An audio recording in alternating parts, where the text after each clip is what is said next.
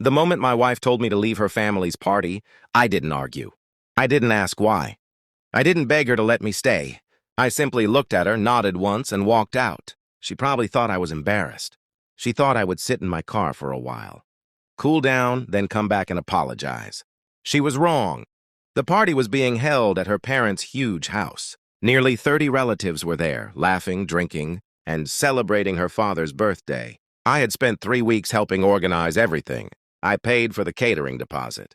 I picked up her father's expensive gift, and I even helped her younger brother fix his car that morning. But none of that mattered when her rich cousin Daniel arrived.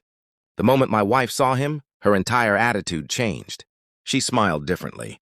She laughed at everything he said. And when Daniel handed her a small designer gift box, she hugged him right in front of me. I said nothing. Then, during dinner, Daniel started talking about a business opportunity. He looked at me and said, "You're still working that same little job, right?" Before I could answer, my wife laughed. "Don't start," she said. "He gets sensitive about money." A few people at the table laughed. I forced a smile. But then Daniel leaned back and said, "Honestly, if I were you, I'd let your wife handle the important financial decisions." That was when I finally looked at my wife. She didn't defend me. Instead, she said, "Maybe he should listen to you for once." Something inside me went completely quiet. Not angry, not emotional, just finished. A few minutes later, I stood up. My wife followed me into the hallway. "What are you doing?" she whispered. "I'm leaving." She rolled her eyes.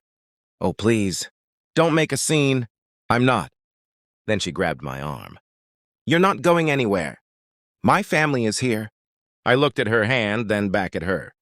"You just told me I wasn't welcome." She crossed her arms. "Then leave." So I did. I walked outside, got into my car, and drove away. But instead of going home, I drove straight to my office. There was something I had been planning for months, something my wife knew nothing about. 2 weeks earlier, I had discovered that the small company we supposedly owned together was in serious financial trouble. My wife knew about the problems, but she kept telling me not to worry. She also kept spending money like everything was fine. What she didn't know was that I had been working quietly to protect myself. That afternoon, I finalized the paperwork separating my personal assets from the company. I also canceled the joint credit card. Then I made one phone call. My lawyer. "Send the documents tonight," I said. At exactly 9:15 p.m., my phone started ringing. My wife. I ignored it. She called again, then again. Finally, I answered. Her voice was completely different. "Where are you?" "At home."